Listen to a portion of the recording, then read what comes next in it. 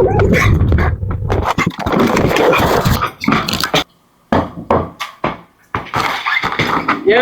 Yeah. What's up, buddy? What's up, man? Good to see you. This is Cam. Cam is a real good friend of mine. Hi, I'm Cam. Cam is a multimedia artist, a musician, and he does tattoos. Indeed. Me and Cam, we're gonna take this clay and we're gonna make a sculpture out of it. We'll decide that later, but Let's make a mask. a mask is we can't use our thumbs and we have to use our non-dominant hand. And it's gonna be timed. We're only gonna have 20 minutes to make this thing. No fucking way! Only 20 minutes? What? How are we gonna make it in just 20 minutes? With no thumbs? Most of the art I make, I really enjoy using a multitude of materials and things. I think it's just like fucking... Wait, can I curse? Okay, I have a potty mouth. Dope. Dude, yeah, I just have like insane ADHD and I like having a lot of shit around me and just being able to use everything that I have access to create, I guess, actual standalone pieces. I've never been like much of a disciplined like artist, I suppose, but within the last year, I think like I've found water painting and like acrylic painting has really been shit that's like sparking a lot of interest, especially like watercolored pencils. I know we've talked about this a lot, but just the meditative experience that arises with it when you have the ability to like make a concrete image with the pencils themselves, but you add the water and then it just forces that whole image to bleed into itself and causes this like crazy fluidity that makes you like lose the like sense of control you have over that piece, you know, and really forces you to like focus more on like, yeah, just being more lackluster, I guess, and being more intentional with like the full vision. I think a good example of that is actually that little zine I have over there. I made that earlier this year, just out of like a single piece of paper. I think it just shows how fun it can be to use fucking everything. There's a few cut up dollars in there and a lot of layering with like newspaper, tape and duct tape and ketchup and but all the pages are made with that like watercolor technique I was telling you about, and it was really fun to just have an idea of what I wanted there to be, but then you very quickly lose the ability to control that once the water comes into the mix. So it kind of just is like an ever evolving piece of art, which feels really nice for my brain. Less concrete. Some of the more like, I say serious shit we worked on though has been mostly with my roommate. We have been making like a series of paintings like this, sourcing from old like film photography from our grandparents and parents, and kind of just building worlds like off of the feeling of that image. Kind of using the same techniques of just like multimedia shit. Like this one is layered in duct tape and then painted on top to kind of give it that like wood feel, but over here it's just a lot of scraping and some stirring. But just fun shit, dude. I don't know. It really helps me like release tension from like tattooing and music when I can just sit down and work with my hands, because I think like that's really where it all stems from. But once that shit turns into the money hustle or whatever, you know, it becomes a little more serious. So yeah, I always finding myself like falling back onto painting and expressing myself that way. Especially these last few years has been a big growth for me. So what type of tattoos do you do? I'm a kitchen wizard myself, a home tattooer, but I would consider my style in between something like French prison and ignorant style. I like to call them folk/textured tattoos. Just like most of my art, I feel like it just like, I love the human feel and the embodiment of real raw emotion, like things that feel very unchemical and unrepeatable. Just like the beauty of like what could happen in that moment and how it is like put out.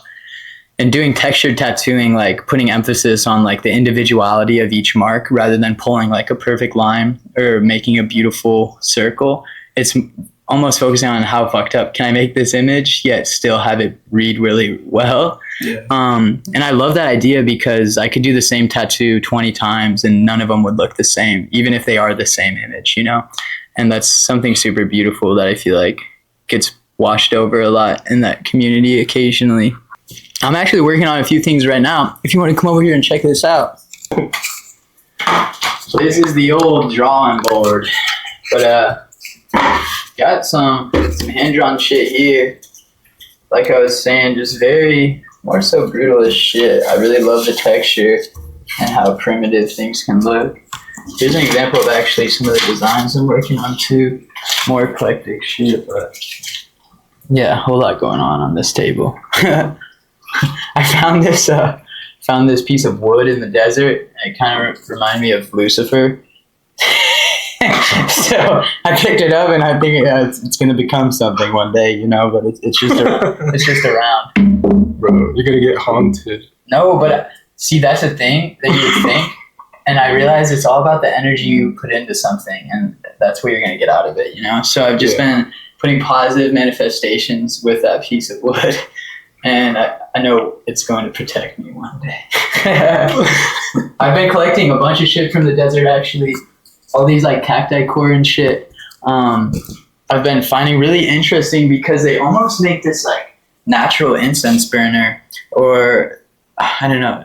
There's just so much shit out there that can be repurposed and recycled that can have so much like deeper meaning and use past like just being something laying on the ground. I think living in Phoenix has really showed me the beauty of recycling because there's just so much shit in the desert. Yeah. Sick. Yeah. I want to ask you, when you realized you wanted to start making music, when did that happen? I'm trying to pick this up. For me, it was senior year of high school. I just moved back to the States from living in Brazil, and it was honestly like I just started skateboarding, spending a lot more time alone, and just getting opened up to a lot of really cool people who seem to be like more like individuals and like real life humans, I guess, than like people I had involved myself with before. Or I just think like, you know, just younger minds. There wasn't a whole lot of freedom. And the first kids I met, first kids I met when I came back from Brazil were like the first people I'd ever met that made me, you know, really want to be myself, if that makes sense. Like they were so fucking cool and individual and like such definitive human beings who just did whatever the fuck they wanted to do and did it with style, you know, and pride. And that was like my first time seeing something like that. And those happened to be musicians. And so we all I kind of just hopped in with them, and we made this little collective. It was called Bluebird Society. And we would just like get together and make like songs together. There was probably like 10 to 11 of us, and we would all just work together and make these fun songs. There wasn't any thought, or we weren't trying to make them like stylistically anything. They ended up being pretty psychedelic and weird as it goes. But yeah, it was literally just, you know, hopping onto Ableton and just trying to make weird ass noises. But it was really more so just enjoying spending time together and expressing ourselves. And going through that, and then moving out here to Phoenix, where I just really wasn't in touch with the music scene at the time I moved out here, and it took me a while for sure to like find my people within it. Eventually, like I started meeting my humans, and now I just feel more profound as an artist and more like definitive in what I want to do. And it feels good to like have this Scar Crush project honed in on, because so long before I was very focused on like, I don't know, I've always been interested in like lyricism. So it was definitely like an indie rapper off the get-go. But I think like finding folk music and listening more to artists who are so like just well-spoken and eloquent really started to push me to start to pick up the guitar more rather than going to the computer and making beats, you know? It was like, how can I do this as analog as possible? And yeah, it's really always just been that like spiritual outlet for me to release whatever is cooped up inside. Yeah, it was at the end of high school. I got put onto some cool folks, and they really just showed me how important it is to be yourself and express yourself. And I think like music helping and being part of that catalyst was everything.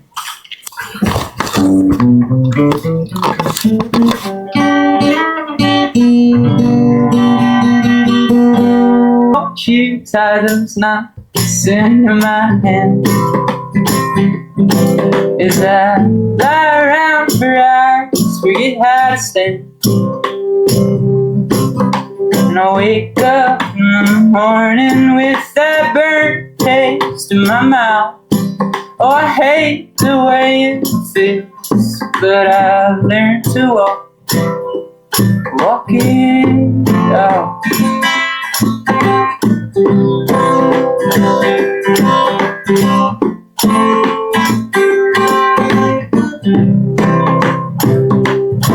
And I'll watch you peel that extra layer of skin off my back. For the desert stars, they've shone so bright where the forest our souls crack. And you hold them on to that rotary line that we dry our tears on, passing by sometime.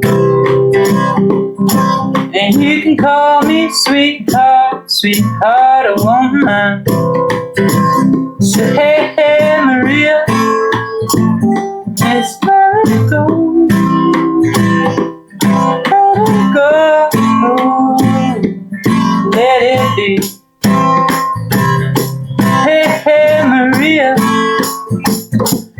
let it go. There's the fall. They cannot be.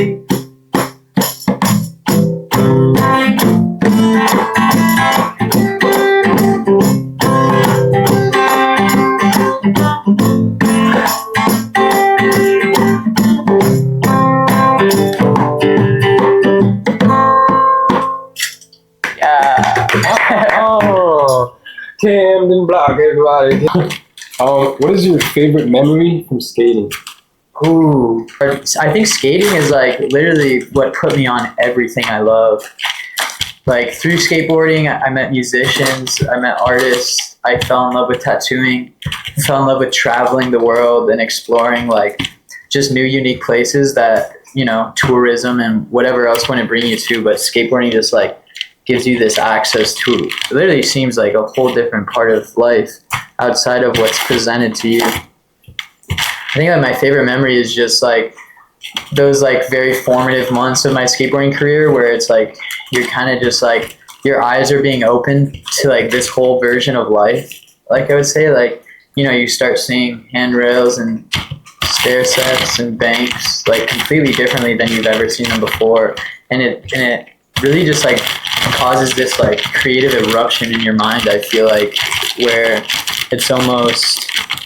it's just so stark and crazy. You're like, wow, I've been looking at this thing as such a mundane, non-existent like thing I just passed by my whole life, but now I look at it and I see it an entire way to, you know, impose my body around it and like create this unique form of transportation.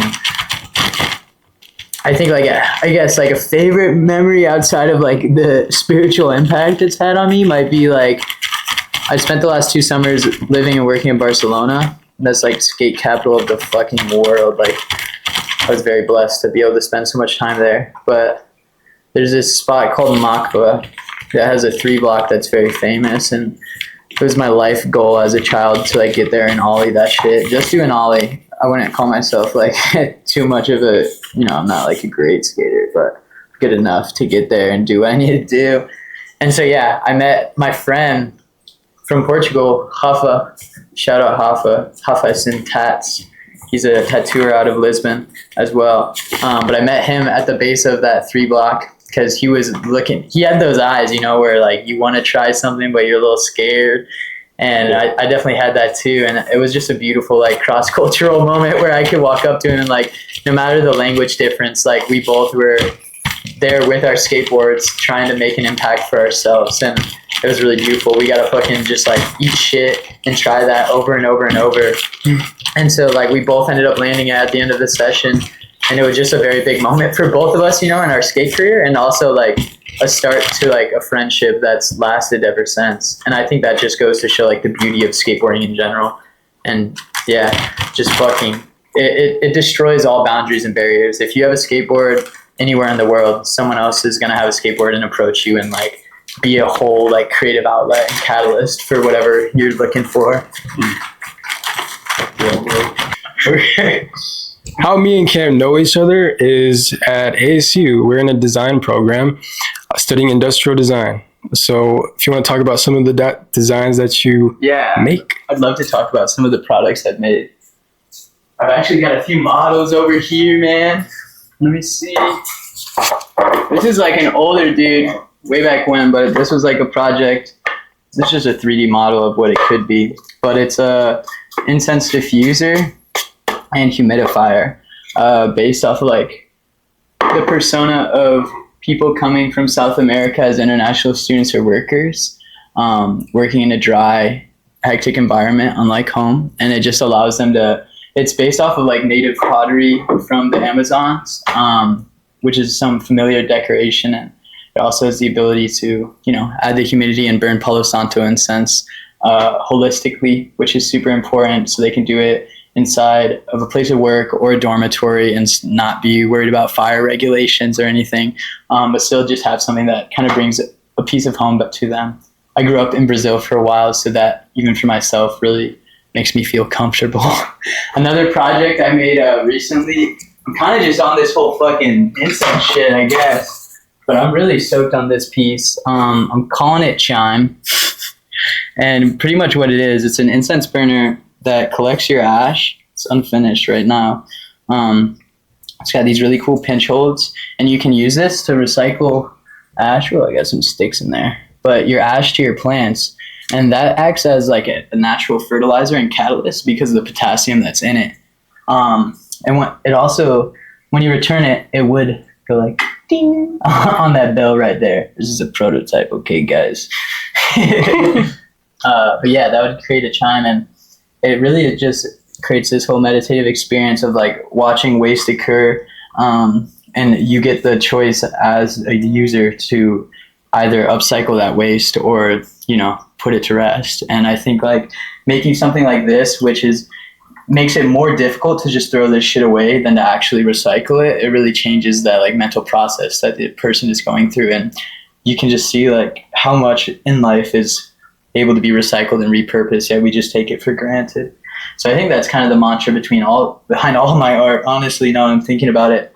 Because even with the mixed media shit and collaging shit, like it's really mostly made out of trash, dollar bills, shit I find on the side of the road and just paste it all together.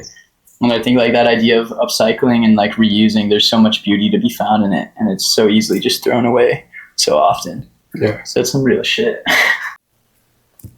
Oh shit, I just got cringe. So, Cam is also a musician. So Cam, what type of music do you make? I would say I make I would consider it to be more folk Americana shit, very tape heavy. I love recording analog and all the mystery and intensity that comes with that. It really just works for my mind, being away from a computer and on a tape machine. But yeah, some deep crunchy shit. If I were to put it in a box, I would say it would come from a box in your grandma's attic.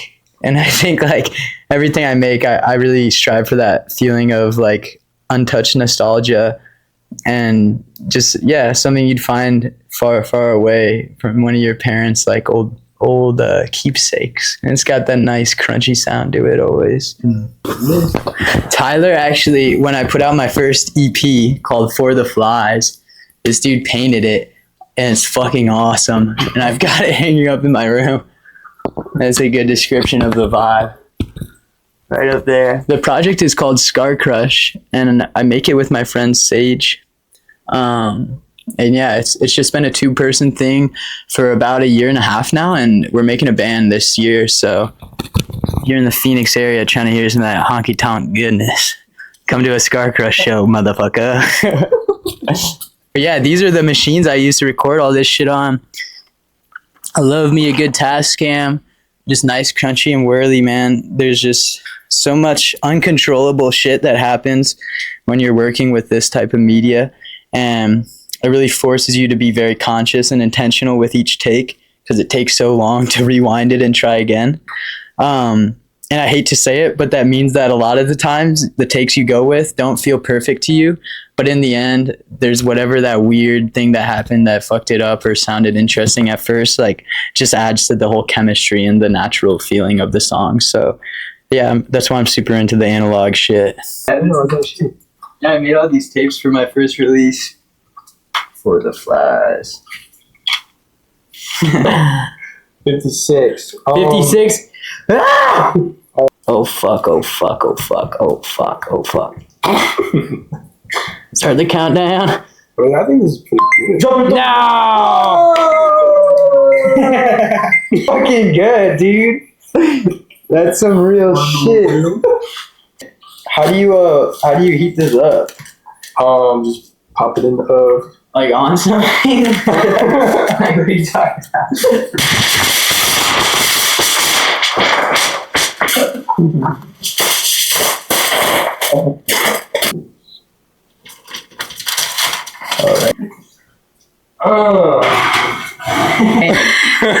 You lost some hair and a tooth in the oven, but you know, it just adds to the beauty. Like, we're gonna paint this some other day, but we're gonna leave it like this. And I think we did a pretty good job with just one, which is hand. Yeah.